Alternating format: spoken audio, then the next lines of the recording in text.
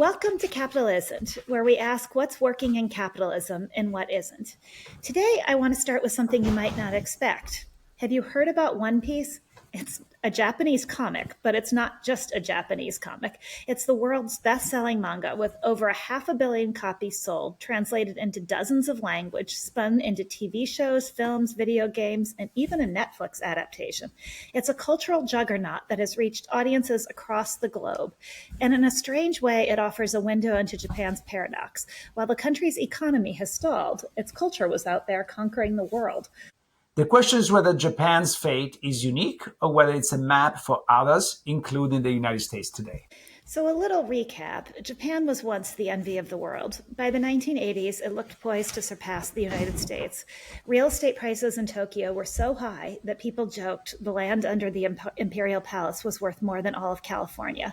Stock market valuations seemed unstoppable. The entire world was looking at Japan and asking, had they found a superior model of capitalism? But then came the crash. The bubble burst in the early 1990s, and what followed was not a quick recession and rebound, as we've often seen in the United States, but decades of stagnation. Growth slowed to near zero, deflation became entrenched, and the banking system turned into a drug rather than an engine for recovery.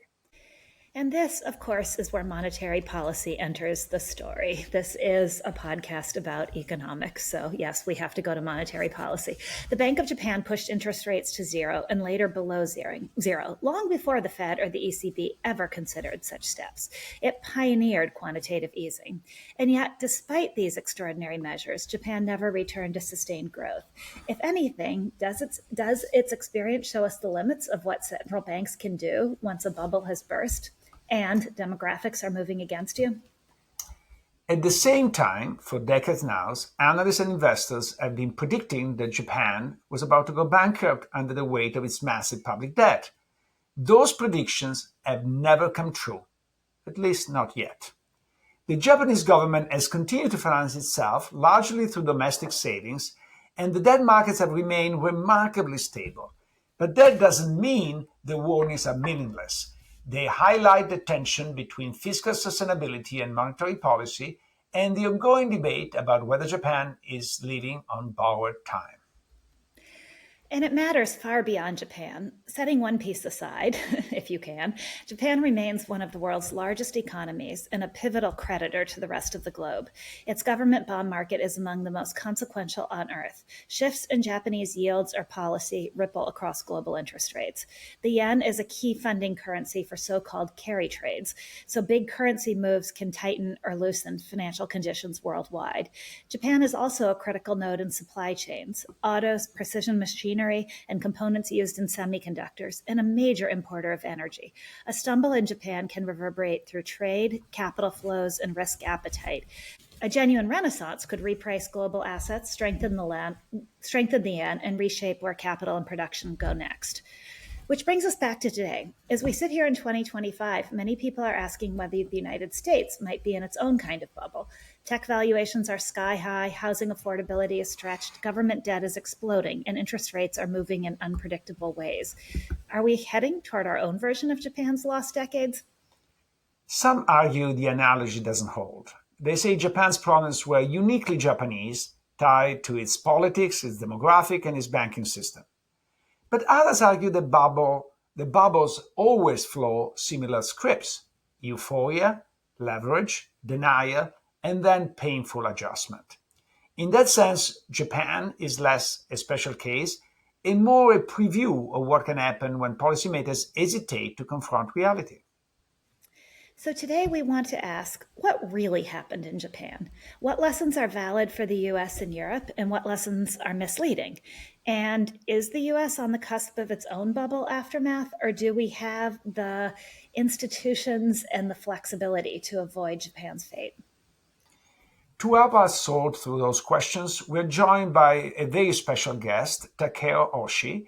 He is a professor of economics at the University of Tokyo and one of the leading experts on Japan's financial system and economic stagnation. He actually studied in the United States and worked in the United States for decades. He was at some point a fellow at Stanford. And his research has deeply influenced how scholars understand the cause of Japan's lost decades, from the slow resolution of the banking crisis to the role of corporate governance, demographic, and fiscal policy. He has written extensively on the lessons Japan offered to the rest of the world, including the dangers of forbearance in banking, the limits of monetary policy, and the political economy forces that shape policy responses. Few economists are better positioned to help us think about whether Japan's experience was unique or whether it's a warning for the rest of us.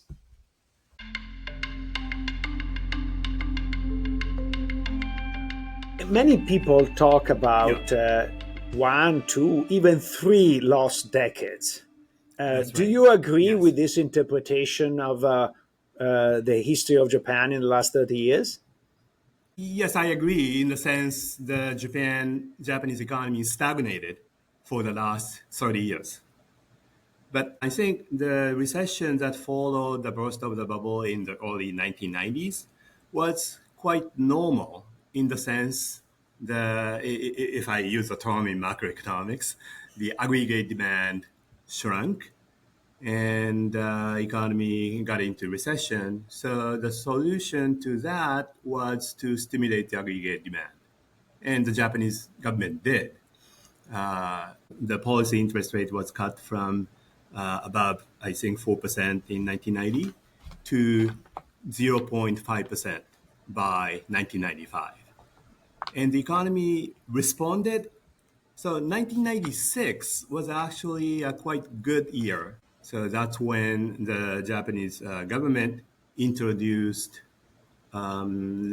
raised the consumption tax rate, the value-added tax rate, and because they worried about the budget deficit, the accumulation of the budget deficit and increasing debt to GDP ratio, so they thought it's a good time to reestablish the fiscal discipline. And then what happened was the banking crisis in Japan, Japanese banking crisis, and also Asian economic crisis, which put the Japanese economy into recession again.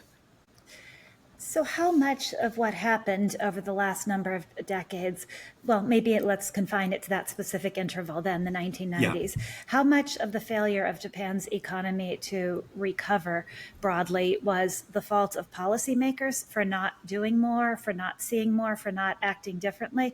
And how much was the fault of economic forces outside the control of policymakers in Japan itself? I think the policymakers have to be blamed for most of the stagnation in Japan after 1990s. As a result of the bursting of the bubbles, the many Japanese banks found themselves having lots of non-performing loans.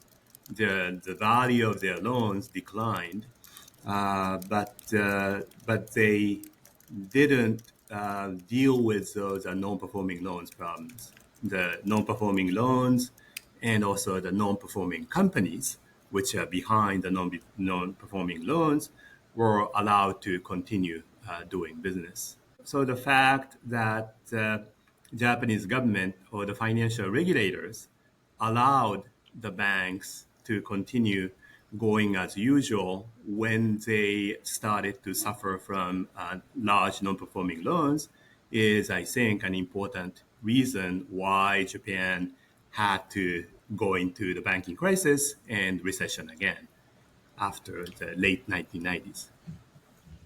But sorry, if the major reason was this failure of clean up the non-performing loan, and in part, I think you wrote about the existence of zombie firms that linger too long, etc. Right. You would have expected a major slowdown in productivity growth. And if we measure productivity in GDP per hour work, Japan did as well as most European countries, slightly less than the United States, but twice as well as Italy and Spain during the same period. So you don't see a dramatic slowdown in productivity. A lot of it has to do with demographic, that people get older and they retire, and also they work a little bit less than they used to. But before, Japan was working much more hour per worker than most countries. So I would say that you don't see a slowdown in productivity really. So I don't think that number is right, because I've done this calculation. Okay. After 1995, the productivity measured by GDP per total hours worked by workers declined, or the growth rate of that declined a lot. Decline So until what year? From 95 to when? 2024.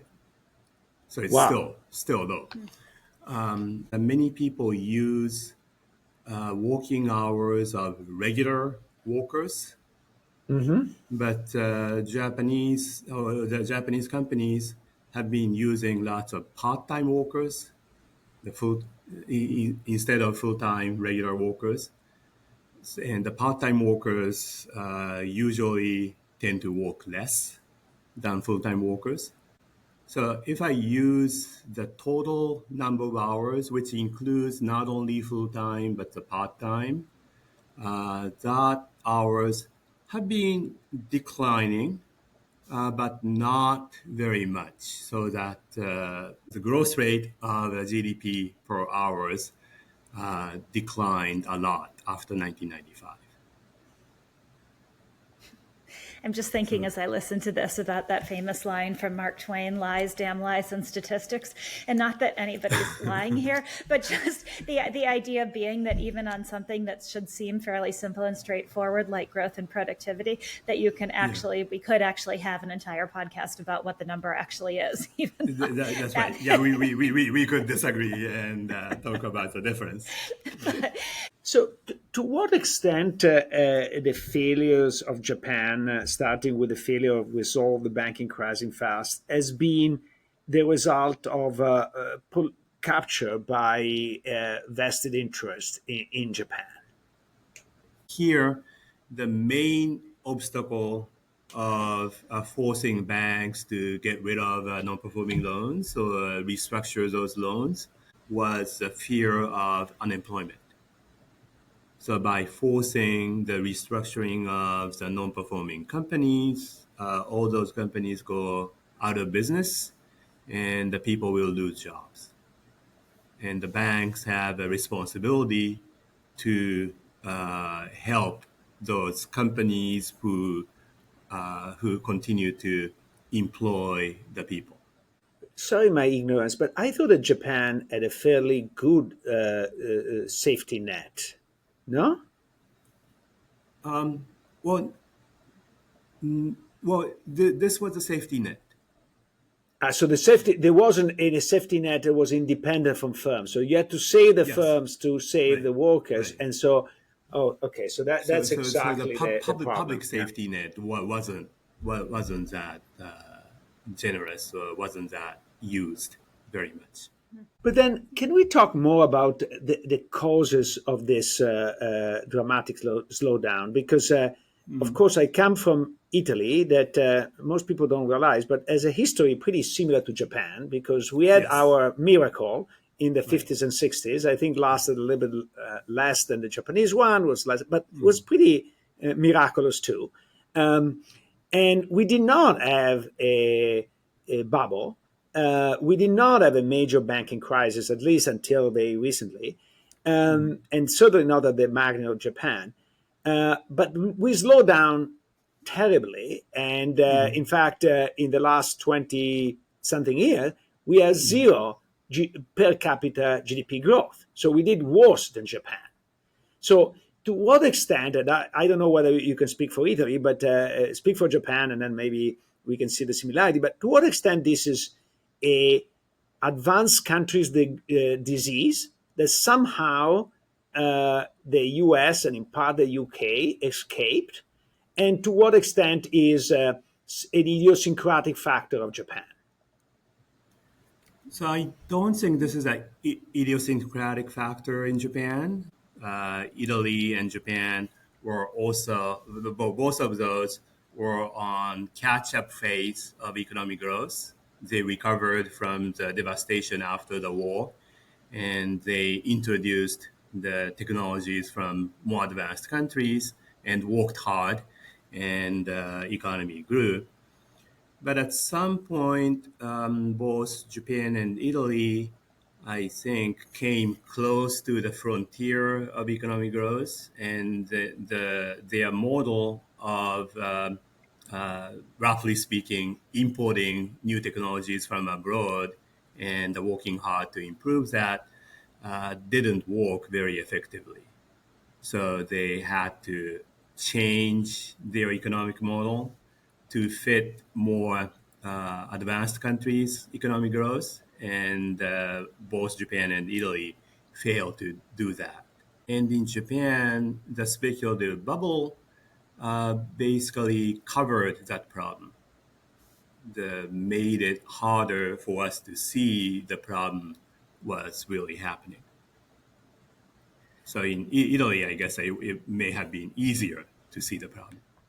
But maybe there's another element in common with Italy is that it was very much an export-led economy, and so suffer Yes. all the global shocks with a Right. multiplier, and also suffer the competition from China in a much more severe way, because only maybe too late I realized that Italy is kind of like the Midwest of the United States, and the Midwest has been pretty devastated by the competition by China.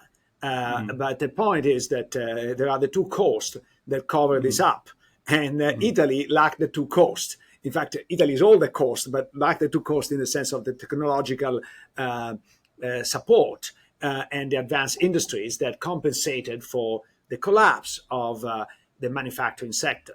And to some extent, the exception, since we are talking about the Axis powers now, the difference is Germany. The Germany up to now was able to push that export-led system without having an enormous high-tech sector. And I suspect that now the chicken has come to roost, because I think that with the higher cost of energy, I think that we see the end of that model. Yeah, I agree with that. Japan, it depended too much on export, and continued to depend on export, and even today. And Japan's export depends too much on automobiles. So when the U.S. started to impose higher tariffs on Japanese auto exports, the whole economy gets panicked. Now, Italy and Japan have another things in common, which is a very, very high level of debt. And you have written for many years about how terrible is the fiscal situation of Japan, Yes. and that cannot continue. Right. But And so I've far it's been wrong. continued. Yeah, Yes. actually, it feels a bit like I remember that when I was on the job market, we're talking about Right. the winter of '92. Everybody was asking about Italy and whether the fiscal situation of Italy was feasible, and I was saying no, and people say, "Oh, but so far so good." And I use the Yeah. metaphor that when you jump out of a high rise, the first 20 floors are fine. Is when you arrive at the end that you get, and I was actually vindicated, unfortunately, because in the summer of '92, Italy had a major crisis. So I think Yeah. eventually will come. But why don't you tell us why you're being worried and why you're being wrong, and will you continue to be wrong, or at some point you'll be right? Yes. Or if he's even been wrong, Yeah. Luigi, he may not be wrong. His timing may just be off. Right. So I still think the debt to GDP ratio in Japan is too high, and I worry more about the fact that the Japanese government doesn't have a plan to reduce the debt to GDP ratio without relying on increased growth rate. And the reason I've been wrong for the last 15 years at least, maybe 20 years, is that the interest rate on the government debt has declined, continued to decline. So I wrote a paper with Takeo in 2011. So it's 15 years ago, right? So in 2011, saying that assuming that the interest rate didn't go down and could go up, that the interest rate on the 10 years JGB was a 1.3% back then. And we didn't think it could go down.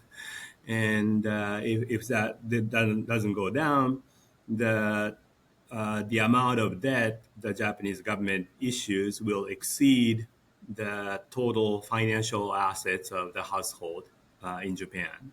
And that cannot happen. But what happened was the interest rate started to or continued to decline below 1% and below 0% at one point. So that made it possible for the Japanese government to continue increasing the amount of debt. Now the interest rate is rising very slowly, very slowly on short end.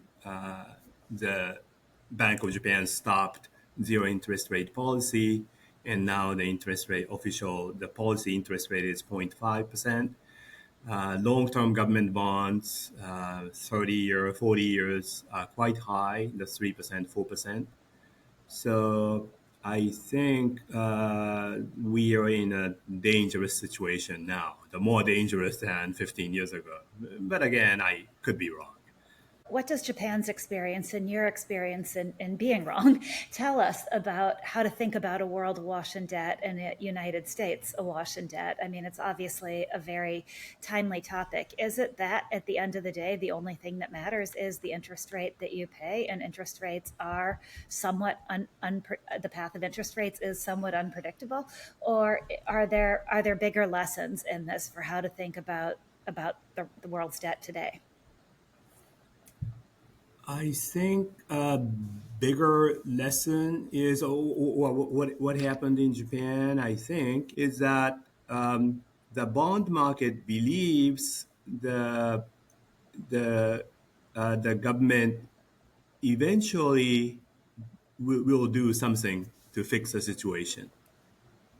So that the current level of debt is justified. But that expectation can change very quickly. But so far, it hasn't changed.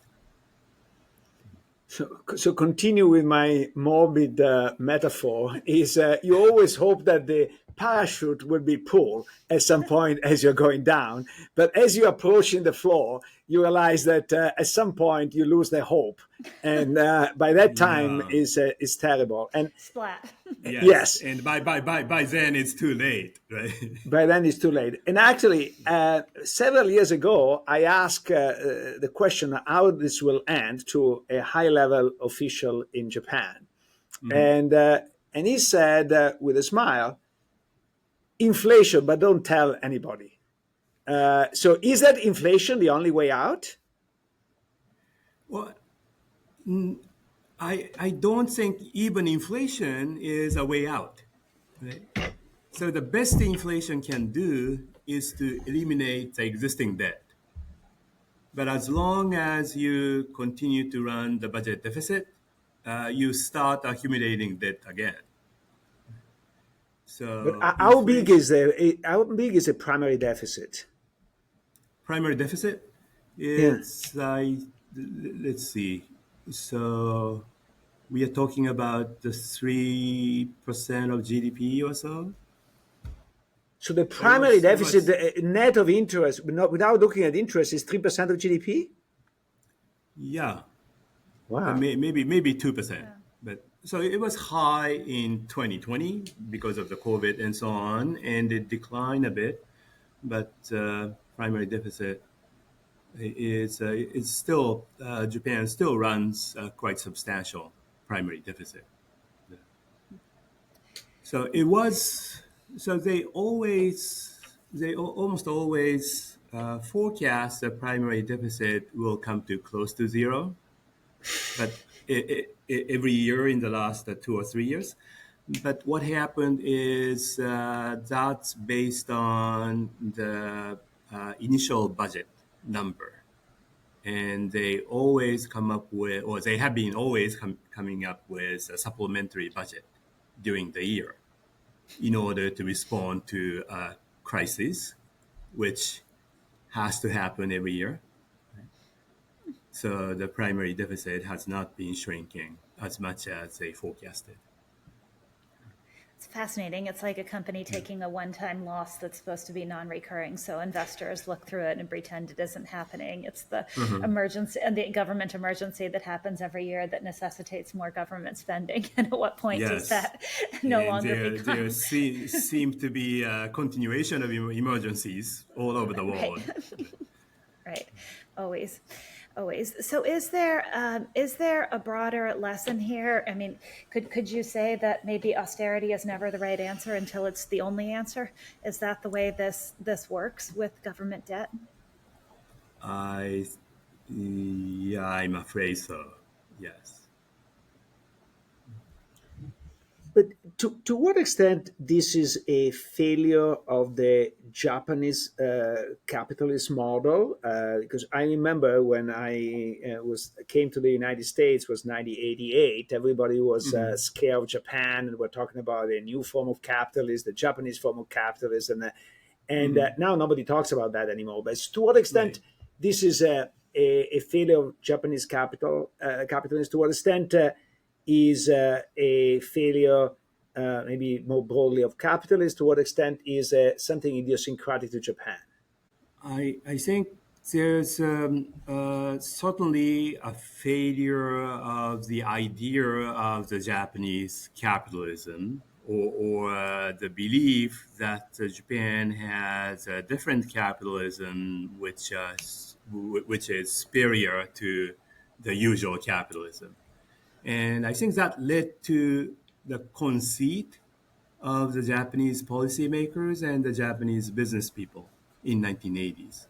Many Japanese companies were really serious about learning from the US in 60s and 70s, learning or imitating the technology, or maybe sometimes stealing.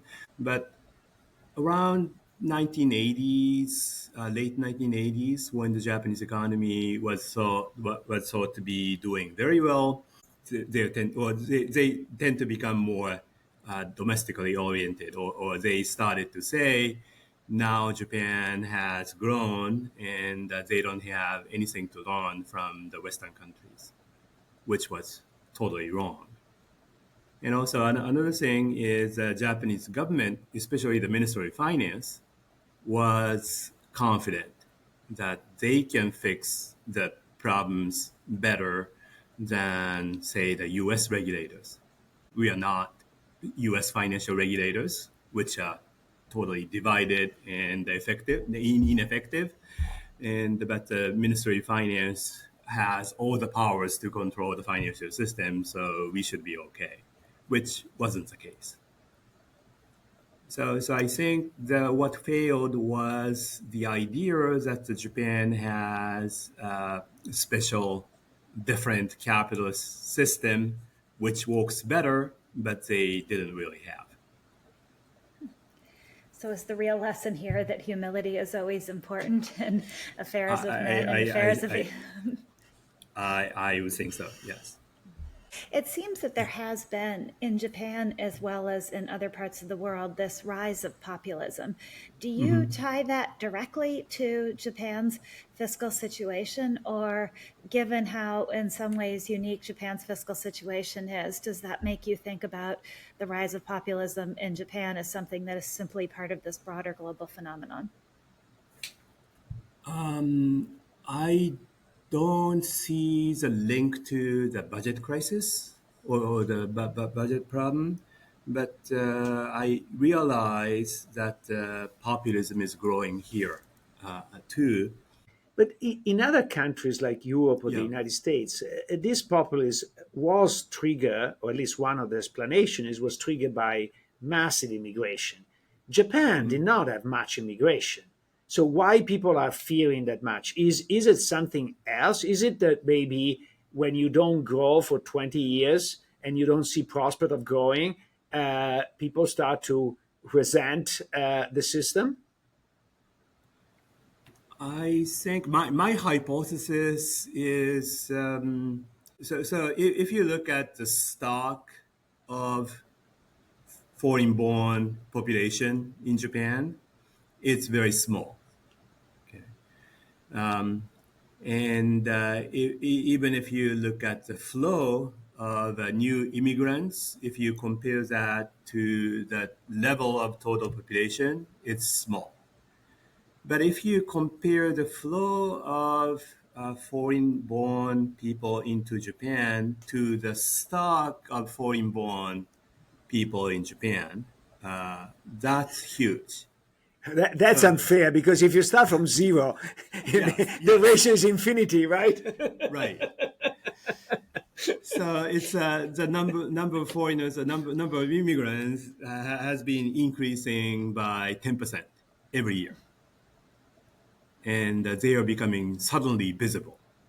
So from the Japanese, I think it may be that the Japanese in general have a lower tolerance to the presence of foreigners, and Japan may be getting closer to the turning point, a tipping point that the Europe and the U.S. reached, but at a very low level of immigrants. So that's my hypothesis. I may be wrong again.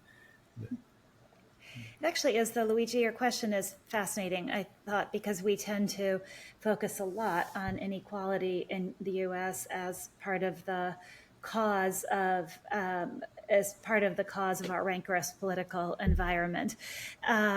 And rising populism. And we did that episode on what happened in Chile that traced rising populism to rising inequality. And yet it does seem that very slow growth can be perhaps as damaging or as dangerous in that respect as growth with high inequality. Does that make sense? In other words, it doesn't seem like there's one recipe, there's one cure for populism. If you were to say that the cure in the US was, let's just get rid of economic growth and share more broadly, that seems like that probably Japan's experience might suggest that wouldn't work so well either.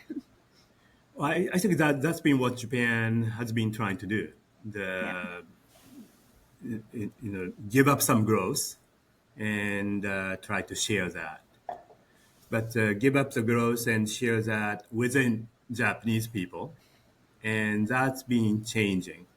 And many people, at the same time that the number of foreigners coming into Japan has been increasing, some people, including economists, are saying we need more immigrants or foreign workers in order to restore the growth in Japan, in order to continue growing despite the declining population.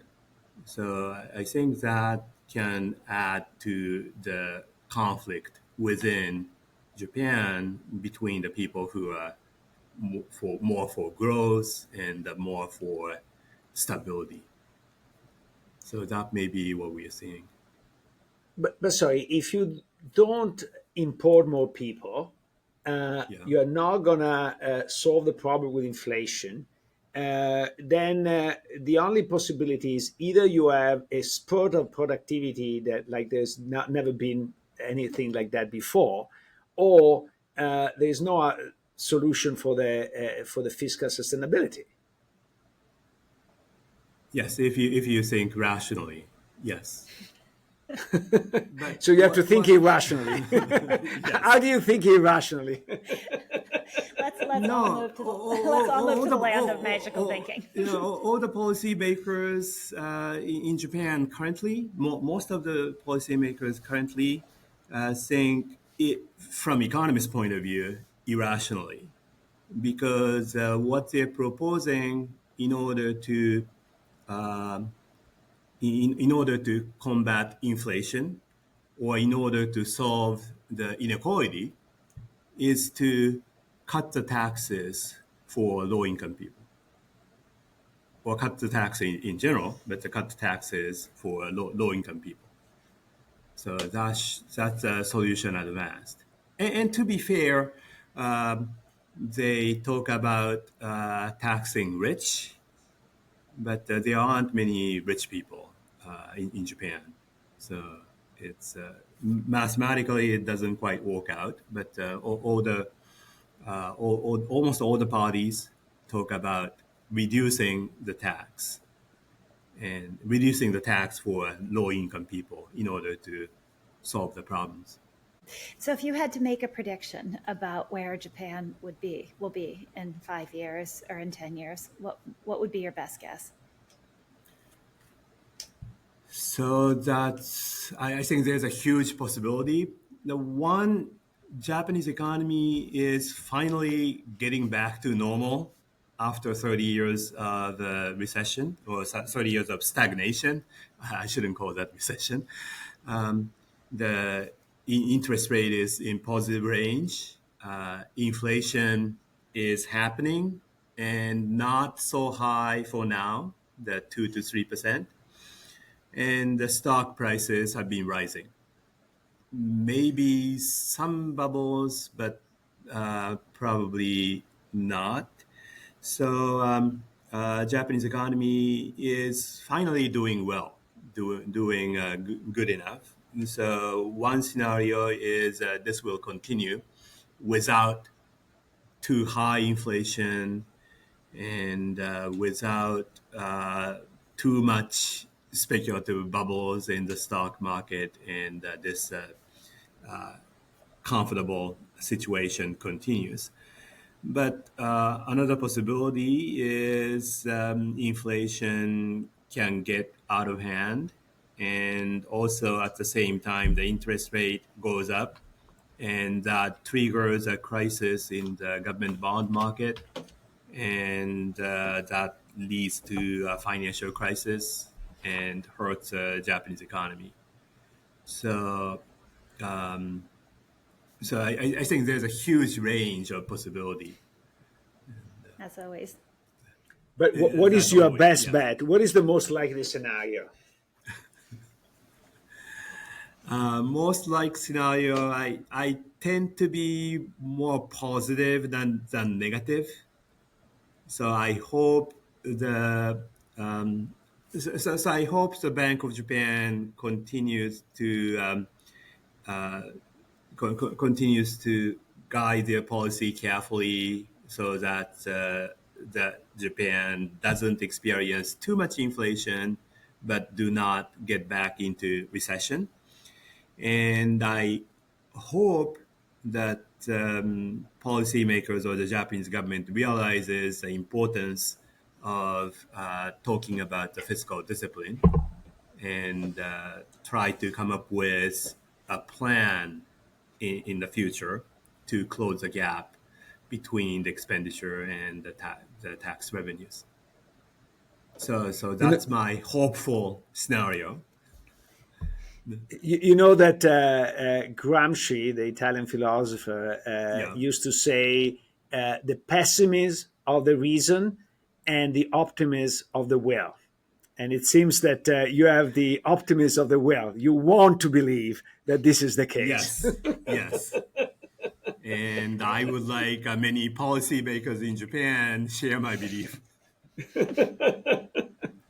On a rare note of optimism, I think this is a perfect place to end. Okay.